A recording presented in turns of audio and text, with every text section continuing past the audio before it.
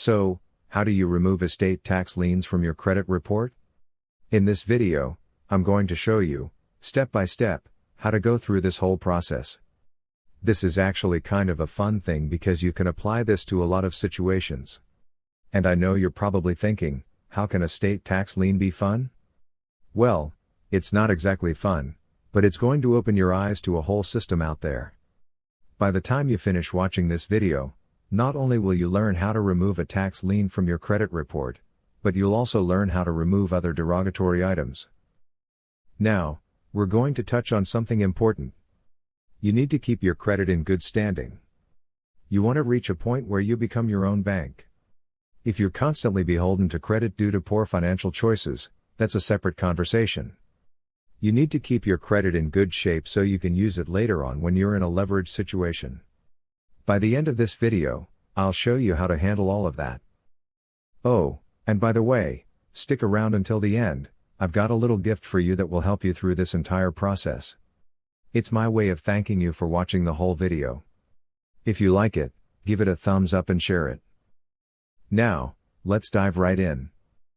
How to remove estate tax lien from your credit report. First of all, how do you remove estate tax lien from your credit report? I'm going to tell you, a credit card late payment or any other type of late payment will work similarly.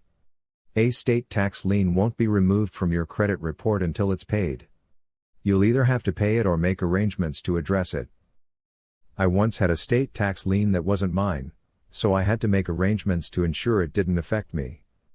It wasn't on my credit report, but they claimed I owed money that I didn't. So, that's the first thing to remember, if you do owe it, the only way to remove it is to pay it. Advantages of understanding credit as an investor. Let's talk about your credit report.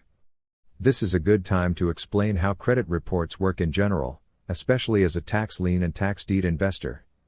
Here's an example. I have a property that needs a new roof.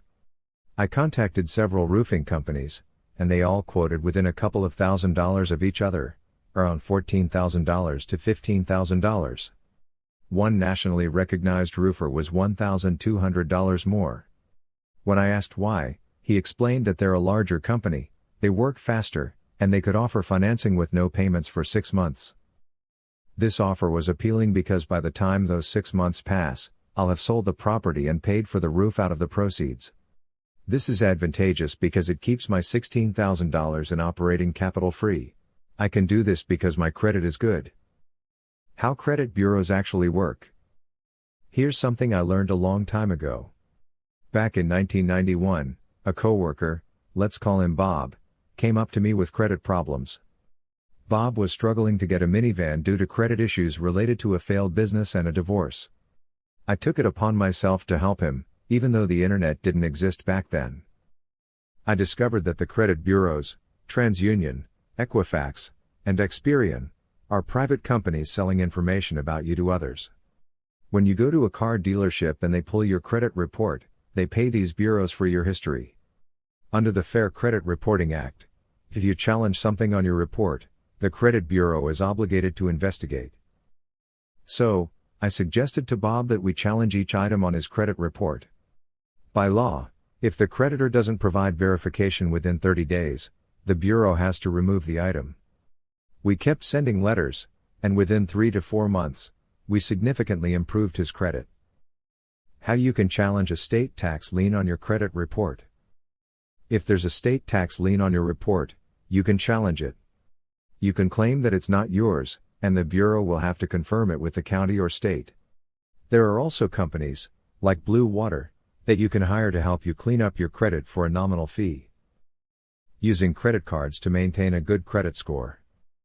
This method works with everything. I've seen people remove items from their credit reports and watch their scores soar.